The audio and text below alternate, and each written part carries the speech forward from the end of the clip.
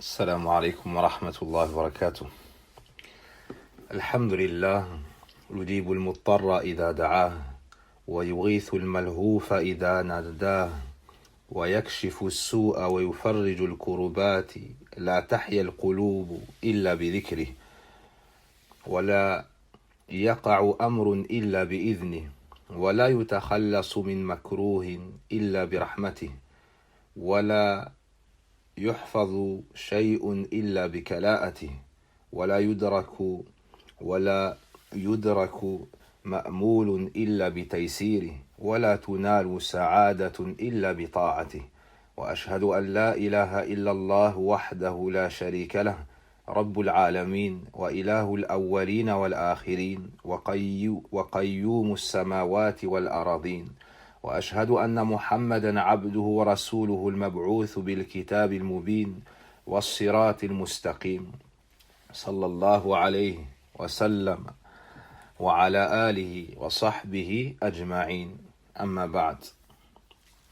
Voici la traduction approximative d'une allocution donnée par le cheikh Abdurrazzaq al-Badr, un savant de la mosquée du prophète sallallahu alayhi wa sallam. Il nous dit que toutes les louanges reviennent de droit à Allah, celui qui répond à la personne lorsqu'elle est dans la détresse, celui qui secourt, celui qui secourt l'homme dans la grande difficulté lorsque ce dernier l'invoque, celui qui dissipe le mal et délivre de l'affliction. Les cœurs ne peuvent vivre si ce n'est par sa mention, et rien ne peut arriver si ce n'est avec sa permission. Nul ne peut se délier d'une difficulté si ce n'est de par sa pitié. Rien n'est préservé si ce n'est par lui, et nul but louable ne peut être atteint si ce n'est par sa facilité. Le bonheur ne peut s'atteindre si ce n'est de par son obéissance. Et j'atteste qu'il n'y a point de divinité réellement digne d'être adorée si ce n'est Allah, seul, sans associé. Il est le Seigneur des mondes. La seule divinité digne d'être adorée, la divinité des premiers et des derniers. Celui par lequel les cieux et la terre subsistent. Et j'atteste que Mohammed est son serviteur et messager. Celui qui a été envoyé avec le livre évident et le chemin de la droiture. Qu'Allah couvre d'éloges notre prophète Mohammed sallallahu alayhi wa sallam et lui adresse ses salutations à lui ainsi qu'à ses suiveurs et l'ensemble de ses compagnons. Le sujet du jour, mes chers frères, est l'étude d'un ensemble de récits prophétiques. Un ensemble de récits prophétiques, des hadiths qui nous seront de la plus grande utilité. Ceci est déjà le cas de manière générale, mais plus particulièrement dans ce temps d'épreuve, dans ce temps de test, dans ce temps de confinement. Et avec l'aide d'Allah subhanahu wa ta'ala, la personne qui entendra ces textes, qui les étudiera, les comprendra et les appliquera dans sa vie, elle obtiendra le salut, le repos du cœur et de l'âme, la tranquillité. Elle sera préservée dans son être avec la permission d'Allah subhanahu wa ta'ala. En effet, la connaissance de la voix du prophète sallallahu alayhi wa sallam, dans cela, il y a la guérison pour les serviteurs.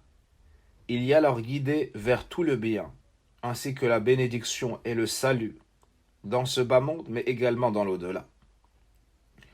Le premier hadith, عن صهيب رضي الله عنه قال رسول الله صلى الله عليه وسلم عجبا لأمر المؤمن إن أمره كله خير وليس ذاك لأحد إلا للمؤمن إن أصابته سراء شكر فكان خيرا له وإن أصابته ضراء صبر فكان خيرا له رواه مسلم.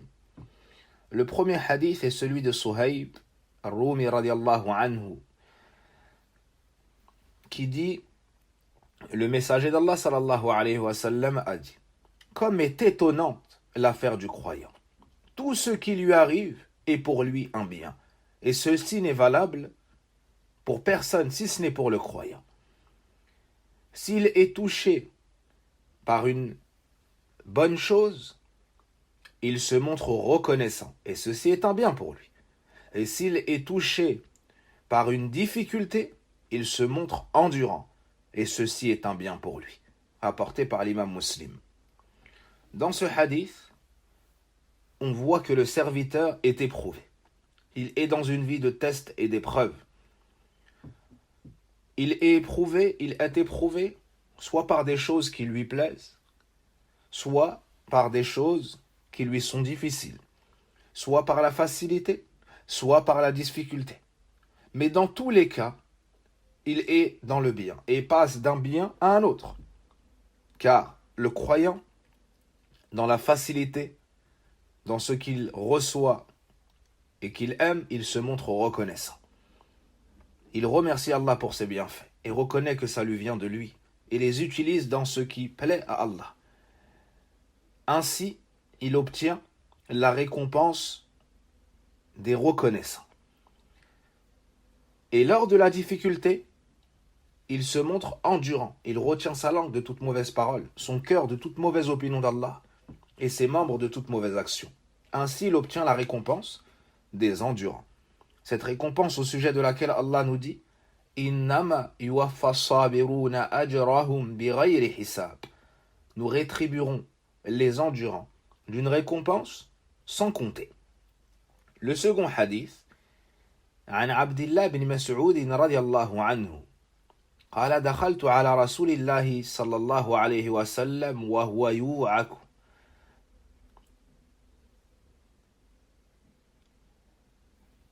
فمسسته بيده فقلت يا رسول الله إنك لتوعك وعكا شديدا فقال رسول الله صلى الله عليه وسلم أجل إني أوعك كما يوعك رجلان منكم فقلت ذلك بأن لك أجرين قال أجل ما من مسلم يصيبه أذى من مرض فما سواه إلا حط الله به سيئاته كما تحط الشجرة ورقها رواه البخاري ومسلم.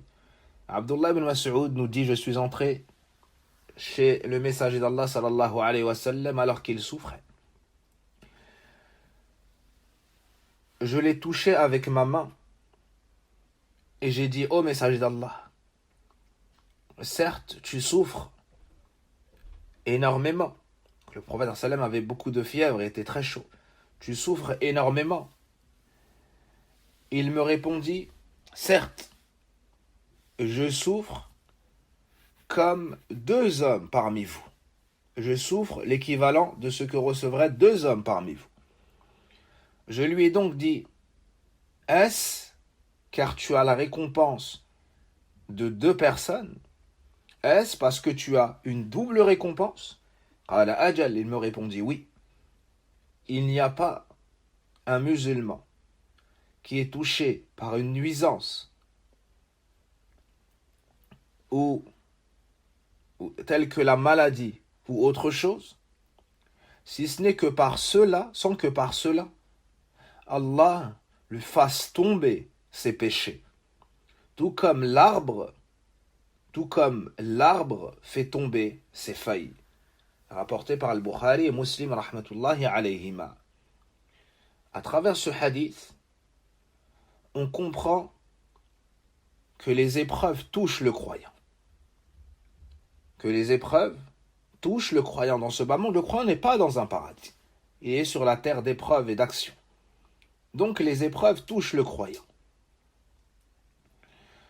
Que ce soit de grandes épreuves, que ce soit de petites épreuves, que ce soit sur un court terme, que ce soit sur un long terme, que ce soit à travers la maladie, que ce soit à travers autre chose. Mais la grande leçon du hadith, c'est que ces épreuves sont une porte ouverte vers l'absolution des péchés, vers l'expiation des péchés et leur disparition. Car même si le croyant, lorsqu'il est touché et éprouvé par la maladie, il ne voit pas, lui, à l'œil nu, ses péchés tomber. Mais le prophète, sallallahu alayhi wa sallam, de par sa noble pédagogie, nous a matérialisé cela. Nous a mentionné une parabole à travers laquelle nous allons pouvoir visualiser et parfaitement imaginer cela dans nos esprits. C'est que les péchés tombent du malade et c'est pour lui une purification, une expiation de mal et de péché. Tout comme lorsque tu vois l'arbre devant toi et ses feuilles tomber les unes après les autres, en grand nombre. De la même façon, lorsqu'on t'ouvre la porte de l'épreuve et de la maladie, on t'ouvre la porte de l'expiation des péchés, de la purification face aux péchés, de l'absolution des péchés. Ainsi, le musulman doit corriger sa vision de l'épreuve et de la maladie. Il doit voir cela d'une vision prophétique. Il doit voir cela telle une porte de l'expiation des péchés. C'est pour cela que certains parmi les pieux prédécesseurs disaient, lorsqu'ils sortaient de maladie et qu'Allah leur accordait la guérison, Hani'an laka at-tuhr. Réjouis-toi, bonne nouvelle à toi, la purification. Le troisième hadith, عن أبي سعيد الخدري وأبي هريرة رضي الله عنهما عن النبي صلى الله عليه وسلم قال: ما يصيب المسلم من نصب ولا وصب ولا هم ولا حزن ولا أذى ولا غم حتى الشوكة يشاكها إلا كفر الله من خطاياه. Le prophète sallallahu alayhi wa sallam nous dit: il n'y a pas une difficulté qui touche le musulman, ni une lourdeur, ni un souci, une anxiété, ni même une peine, une tristesse, ou la moindre nuisance, sans que par cela, le prophète nous dit même jusqu'à l'épine qui le pique, sans que par cela Allah lui efface ses fautes. Que ce soit une difficulté, que ce soit un mal, que ce soit un souci, de l'anxiété, un souci présent, dû au présent, un dérèglement de l'état du cœur et de sa sérénité, de son apaisement, dû à un souci présent, que ce soit dû à un souci passé, donc une peine, une tristesse, due à des choses du passé, que ce soit une nuisance quelconque, aussi minime soit-elle, que ce soit une anxiété due à la peur du futur, même si cela devrait être une simple épine qui te pique, sans que par cela Allah efface ses fautes. Ici, le prophète sallallahu alayhi wa sallam nous décrit des types d'épreuves de manière détaillée et nous montre la grande miséricorde d'Allah sur cette communauté.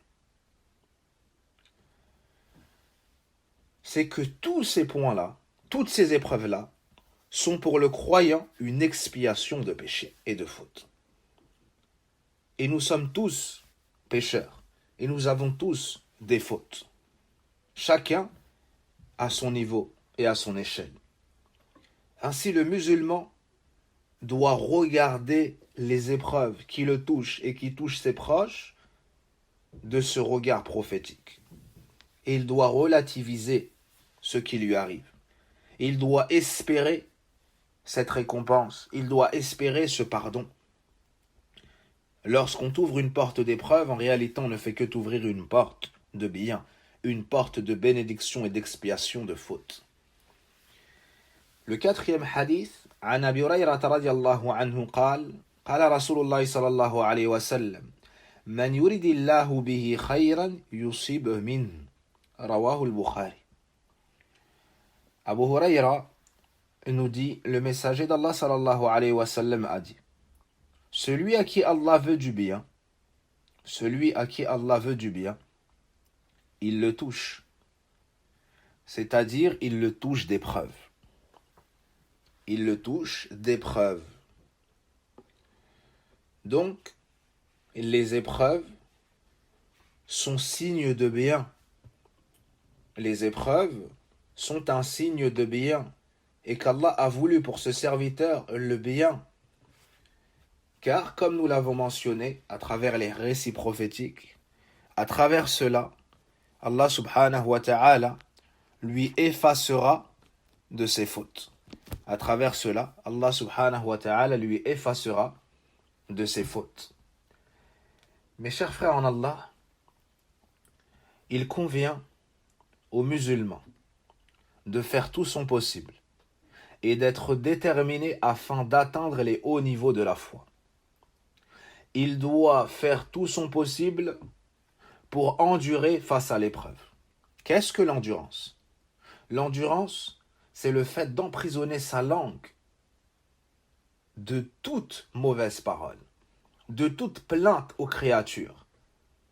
Emprisonner son cœur face à toute révolte et toute mauvaise opinion d'Allah subhanahu wa ta'ala. Emprisonner ses membres de faire ce qui déplaît à Allah, comme se déchirer les vêtements, comme se rouler par terre, comme lever les mains vers le ciel, et j'en passe.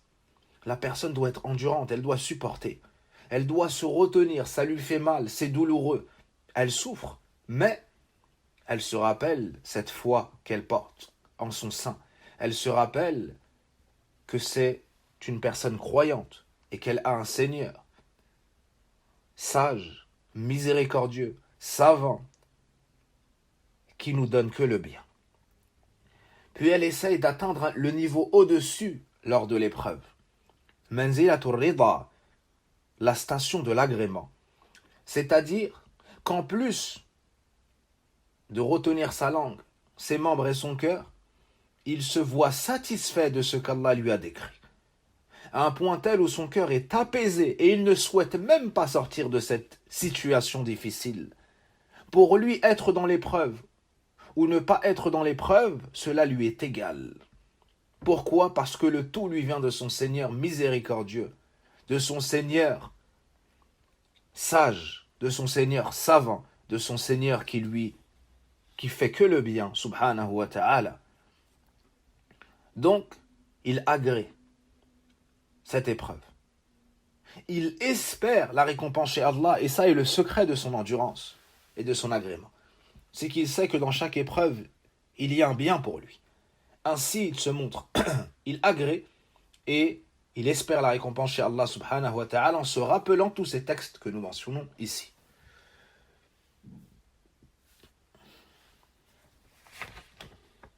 Le quatrième hadith du prophète sallallahu alayhi wa sallam, عن أنس رضي الله عنه قال قال رسول الله صلى الله عليه وسلم إن عظم الجزاء مع عظم البلاء وإن الله إذا أحب قوما ابتلاهم فمن رضي فله الرضا ومن سخط فعليه السخط. Anas ibn Malik radiallahu anhu nous dit, le messager d'Allah sallallahu alayhi wa sallam a dit, la grandeur de la rétribution va avec la grandeur de l'épreuve. Va avec la grandeur de l'épreuve. Et certes, lorsqu'Allah aime des gens, il les éprouve. Ainsi, celui qui agrée recevra l'agrément. Et celui qui se courrouce recevra le courroux, la colère.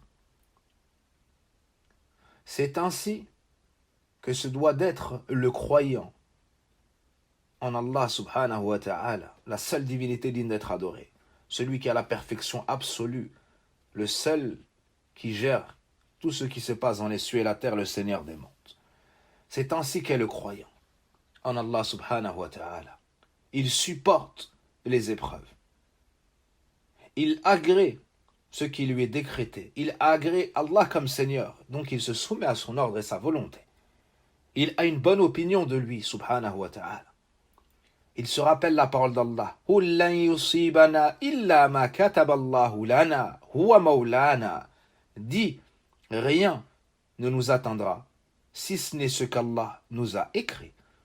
C'est notre maître.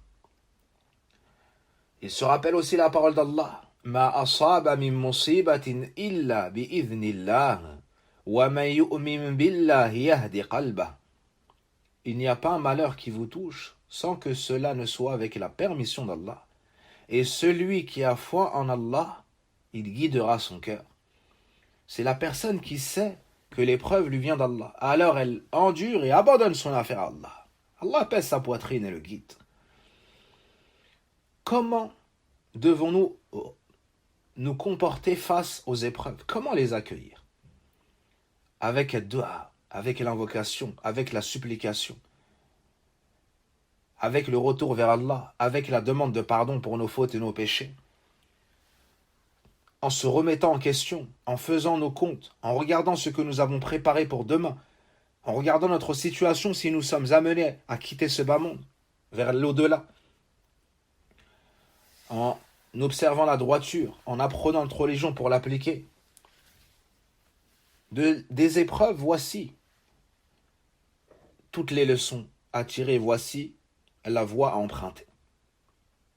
Ainsi, le croyant profite tout le temps, s'améliore constamment, quelle que soit la situation.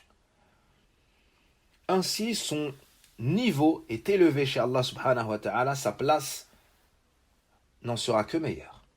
Le 5e hadith, عن جابر بن عبد الله رضي الله عنهما أن رسول الله صلى الله عليه وسلم دخل على أم السائب أو أم المسيب فقال ما لك يا أم السائب أو المسيب تزفزفين؟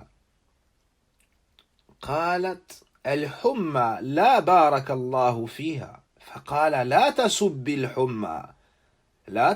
الحمى فإنها تذهب خطايا بني آدم كما يذهب الكير خبث الحديد. Jabir ibn Abdullah radiallahu anhuma nous dit que le messager d'Allah sallallahu alayhi wa sallam est entré chez Sa'ib, où elle était surnommée al-Musayyab, et lui dit: que t'arrive-t-il à être dans cet état-là? Elle a répondu, donc elle tremblait, ou elle était dans une situation difficile. Elle répondit: Al-Humma, c'est la fièvre, qu'Allah ne la bénisse pas. Alors le prophète sallallahu alayhi wa sallam lui a dit: n'insulte pas la fièvre, car certes, par sa cause, car certes, les fautes du fils de Adam, par elle, sont enlevées. Car certes, par elle, à travers la fièvre, les fautes du fils de Adam disparaissent. Tout comme le soufflet fait disparaître les impuretés du fer. Voici un autre exemple, après l'exemple de l'arbre et des feuilles, par rapport aux croyants et les péchés qui tombent. Ici, nous avons l'exemple de la fièvre, du croyant et de la fièvre, donc de la maladie, matérialisé par le soufflet du forgeron et la purification et l'épuration du fer. Donc on l'expose au feu, à une chaleur ardente, ça brûle de se faire. Mais au final, quel est son résultat? Ça le purifie et ça augmente de sa valeur et de sa splendeur. De la même façon, le croyant doit savoir que la maladie qui le touche, ô toi le croyant qui a été touché par la fièvre, ô toi le croyant qui a été touché par la migraine, ô toi la croyante qui est touchée par les douleurs, sachez, rahimanillah wa iyyakum, que tout cela est pour vous une purification. Tahour, insha'Allah, c'est une purification, insha'Allah. C'est pour redorer votre foi. C'est pour vous donner force et endurance dans l'adversité de ce bas monde, pour vous élever dans les délices de l'au-delà. Donc, ce sont des expiations de fautes et de péchés. Le 6e hadith, عن عائشة رضي الله عنها قالت: سألت النبي صلى الله عليه وسلم عن الطاعون فأخبرني أنه عذاب يبعثه الله على من يشاء وأن الله جعله رحمة للمؤمنين ليس من أحد يقع الطاعون فيمكث في بلده صابرا محتسبا يعلم أنه لا يصيبه إلا ما كتب الله له إلا كان له مثل أجر الشهيد. Aïcha radiallahu anha, la mère des croyants, dit: j'ai questionné le prophète sallallahu alayhi wa sallam au sujet du ta'oun, de la peste et des épidémies. Il m'a donc informé que c'était un châtiment qu'Allah envoyait à qui il voulait, c'est-à-dire des peuples passés. Et certes, Allah en a fait une miséricorde pour les croyants, c'est-à-dire que lorsque le croyant est touché par la peste ou une autre épidémie, pour lui, ça n'est pas un châtiment, mais une miséricorde de la part d'Allah. Ainsi, il n'y a pas une personne qui est touchée par la peste ou par une épidémie, ou qui trouve cela dans sa ville, puis patiente dans cet endroit-là, avec endurance et tout en espérant la récompense chez Allah, tout en sachant que rien ne le touchera si ce n'est ce qu'Allah lui a déjà écrit. Celui qui se comporte ainsi, le prophète sallam nous dit, tout croyant qui se comportera ainsi aura la même récompense que le martyr. Celui qui est dans un endroit dans lequel on a décrété cette maladie, il est dans cet endroit, donc il n'en sort pas. Il se montre endurant. Il espère la récompense chez Allah. Il a la certitude que le destin, le décret est vérité, que rien ne le touchera si ce n'est ce qu'Allah lui a déjà écrit. Ben, ce dernier recevra la même récompense que le martyr. Et ne pensez pas que c'est conditionné par la mort de ce dernier. Non, même si il reste en vie, même si Allah le maintient en vie, même si Allah le guérit par la suite, s'il réunit ces conditions-là, il est croyant, il endure et espère la récompense chez Allah, il a la foi au destin, alors il aura la même récompense que le martyr. Ainsi, nous demandons à Allah subhanahu wa ta'ala, wa huwa al-shakur, wa huwa al-jawad al-karim, wa huwa al-rahim, de donner à chaque malade croyant du Covid-19 ou d'une autre maladie, cette grande récompense.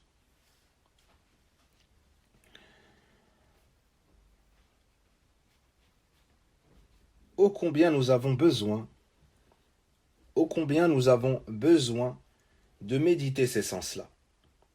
L'endurance, espérer la récompense chez Allah, la certitude dans le décret d'Allah, savoir que rien ne se produit si ce n'est avec la volonté d'Allah, savoir que tout a été écrit 50 000 ans avant la création des cieux et de la terre, jusqu'au jour dernier. Compter que sur Allah, abandonner son affaire à Allah. Tous ces points de la foi, on a besoin de les renouveler. Avec le renouvellement des jours, et des nuits, on a besoin, nous, de renouveler cette foi dans nos cœurs, pour renforcer notre foi, pour améliorer notre lien avec Allah subhanahu wa ta'ala. Et ce confinement, en réalité, est une grande opportunité. Une grande opportunité, une grande opportunité pour la réforme des cœurs et des corps, pour la réforme des foyers. C'est pour cela que les pieux prédécesseurs considéraient ce genre d'épreuves comme des signaux d'alarme pour réveiller le musulman, comme des signaux d'alarme pour rejeter l'insouciance, comme une porte ouverte vers le repentir, vers la droiture, vers l'invocation, vers la peur d'Allah. C'est un signe d'Allah pour nous faire peur. Donc recevez cette bonne nouvelle, ô vous les croyants. Allah subhanahu wa ta'ala a fait pour vous de l'épidémie une miséricorde. Une miséricorde. Qui est-ce qui peut considérer une épidémie à travers laquelle on voit de nombreux morts, une grande peur? On voit que le monde entier a été déstabilisé, sauf celui qui a la foi enracinée, il se retrouve telle la montagne, qui ne bouge pas et qui n'est pas sujette aux grosses tempêtes ni au vent. Qui atteint ces sens-là? Qui atteint ces points de la foi, si ce n'est le musulman, le croyant, celui qui connaît Allah subhanahu wa ta'ala, son messager, sa religion? Quant aux autres, ils diront, mais ceci est un oxymore. Il a uni entre les deux contraires, entre les opposés. Comment est-ce que ça peut être une épidémie et une miséricorde à la fois? Le croyant, oui, lui, il sait cela.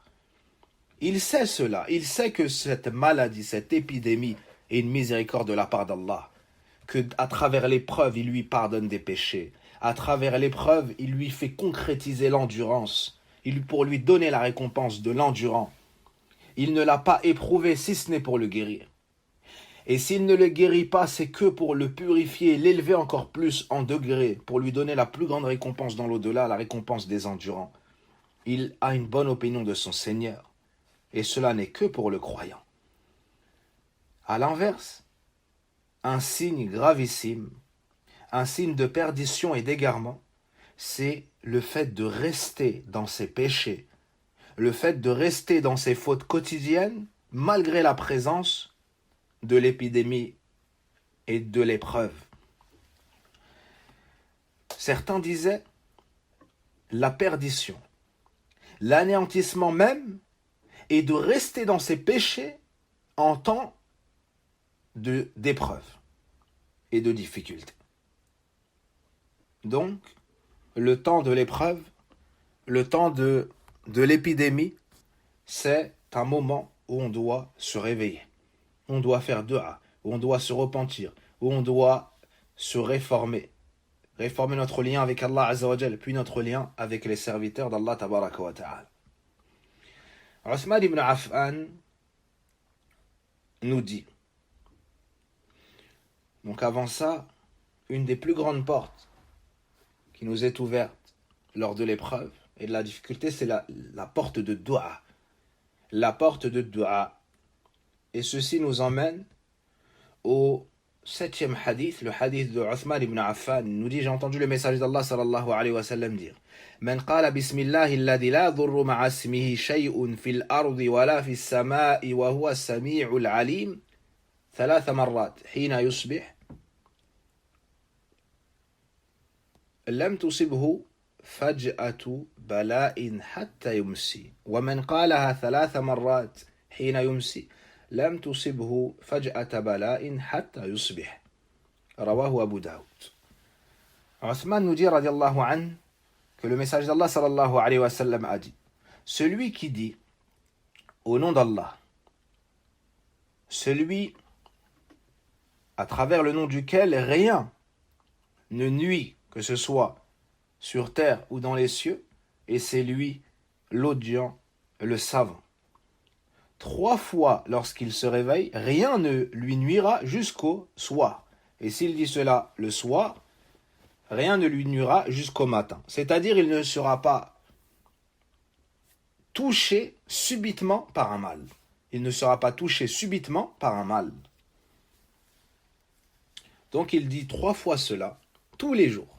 3 fois cela, après le Fajr, avant le lever du soleil, et 3 fois cela, après l'Asr, avant le Maghrib. Je répète, afin que ce soit enregistré, ou que ce soit noté, mémorisé. Bismillahilladhi la yadurru ma'a ismihi shay'un fil ardi wala fis sama' wa huwa as-sami'ul alim. Il dit 3 fois cela. Ainsi, il sera sous la protection d'Allah subhanahu wa ta'ala. Voici une grande protection qu'on nous donne.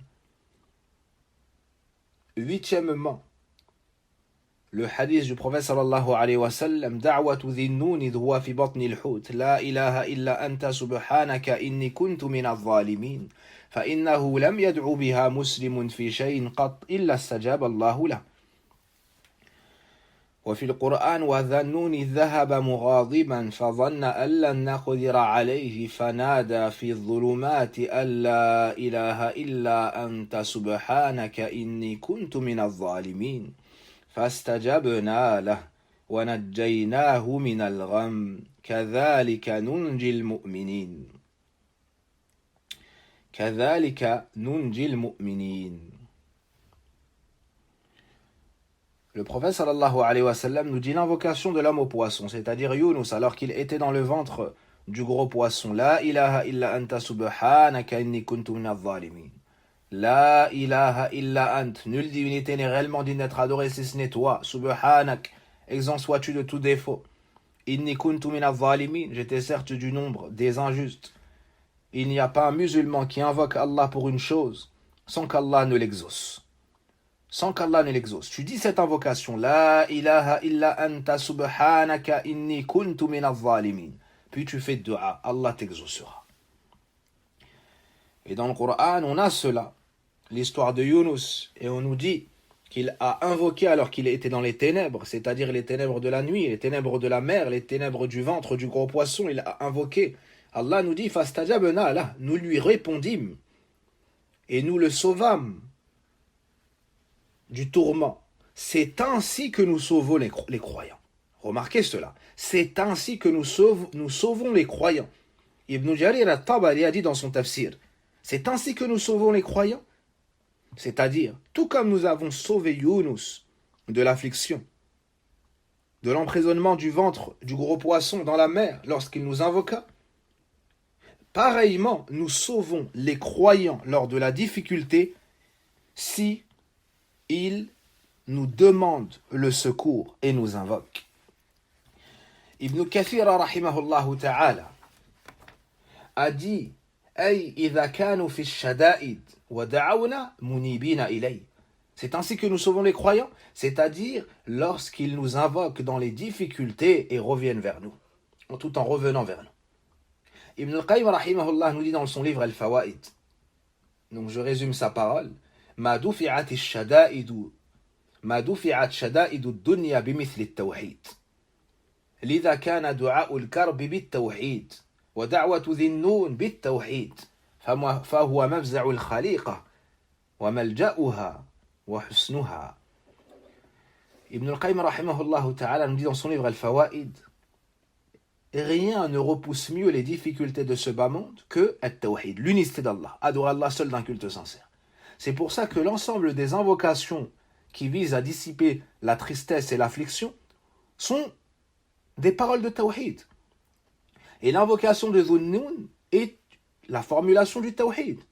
Le tawhid est donc ce à quoi reviennent les créatures. C'est leur lieu de repliement. C'est leur citadelle, leur protection. Le musulman doit chercher protection auprès d'Allah et l'invoquer pour qu'il soit protégé.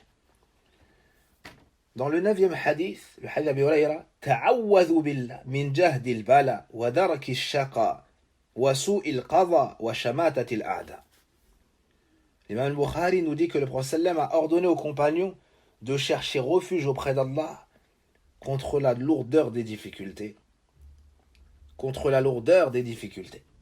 Et lui-même invoquait Allah Azza wa Jal pour cela. Le 10e hadith, le hadith de Anas. Le prophète sallallahu alayhi wa sallam nous dit, lorsque l'homme sort de chez lui, lorsque la personne sort de chez lui et dit Bismillahi, tawakkaltu ala Allahi, wa la hawla wa la quwwata illa billah, yuqalu lahu hina idh hudita wa kufita wa wuqit, wa yatanaha anhu shaytan. Quiconque sort de chez lui en disant Bismillah, au nom d'Allah, tawakkaltu ala Allah, j'ai abandonné mon affaire à Allah, wala hawla wala quwwata illa billah, et nul ne peut passer d'un état à un autre et avoir la capacité de le faire si ce n'est par Allah. Celui qui sort de chez lui en disant cela, il lui sera dit, tu as été guidé, suffi et protégé. Et le diable s'éloigne de lui. Et il dit aux autres diables, que voulez-vous faire contre un homme qui a été guidé, suffi et protégé? Donc, on cherche la protection près d'Allah, on fait les causes pour ne pas être touché par le mal.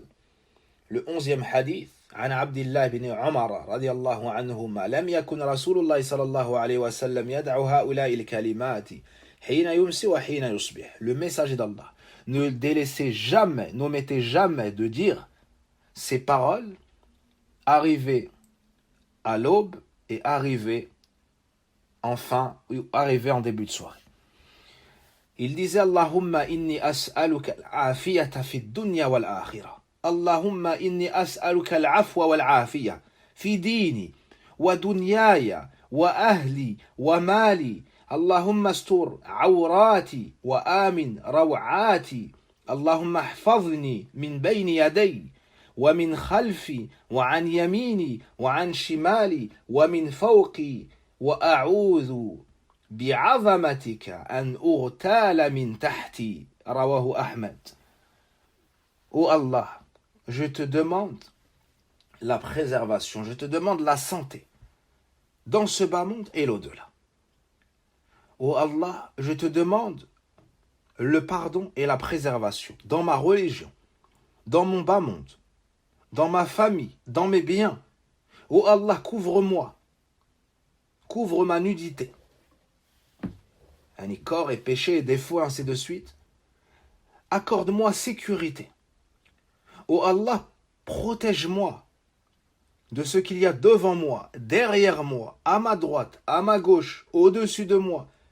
Et je cherche protection auprès de ta grandeur, afin de ne pas être saisi d'en dessous de moi. On voit que le prophète sallallahu alayhi wa sallam accordait beaucoup d'importance aux demandes de protection et demandait la santé et la préservation dans son être, sa famille, ses biens, le matin et le soir, quotidiennement.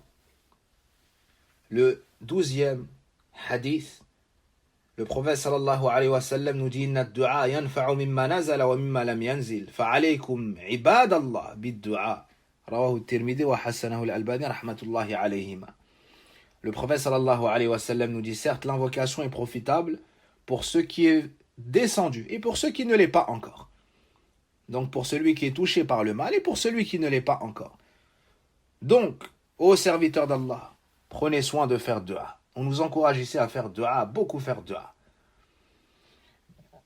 Et certains disaient, certes, si l'épreuve est telle la flèche envoyée, ad-dua c'est-elle le bouclier. Ad-dua est-elle un bouclier, le rempart. Pour finir, il nous convient à tous, il convient à chaque croyant, chaque croyante, d'abandonner son affaire à Allah, en espérant ses grâces et ses miséricordes. Il convient d'abandonner son affaire à Allah subhanahu wa ta'ala et d'avoir confiance en lui, dans toutes nos affaires.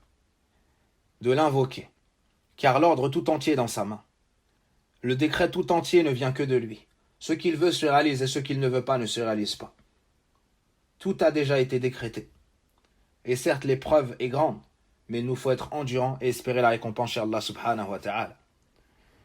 On n'avait pas évalué, je parle pour ma personne, l'étendue de cette épreuve et la lourdeur de ce malheur et le nombre de victimes qu'il allait y avoir.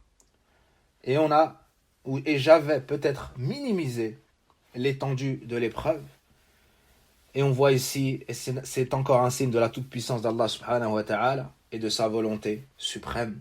On demande donc à Allah azza wa jal, tout comme il décide de ce qu'il veut, de nous préserver, nous ainsi que nos familles, et de guérir nos malades. Wallahu a'lam, wa sallillahumma wa barik ala nabiyyina Muhammadin wa ala alihi wa sahbihi ajma'in. ربنا آتنا في الدنيا حسنة وفي الآخرة حسنة وقنا عذاب النار. اللهم إنا نسألك الهدى والتقى والعفاف والغنى. اللهم اغفر لنا ذنوبنا وكفر عنا سيئاتنا وتوفنا مع الأبرار. اللهم إنا نسألك حسن الخاتمة. اللهم إنا نسألك حسن الخاتمة. اللهم إنا نسألك حسن الخاتمة. توفنا مسلمين وألحقنا بالصالحين. سبحانك اللهم وبحمدك أشهد أن لا إله إلا أنت أستغفرك وأتوب إليك.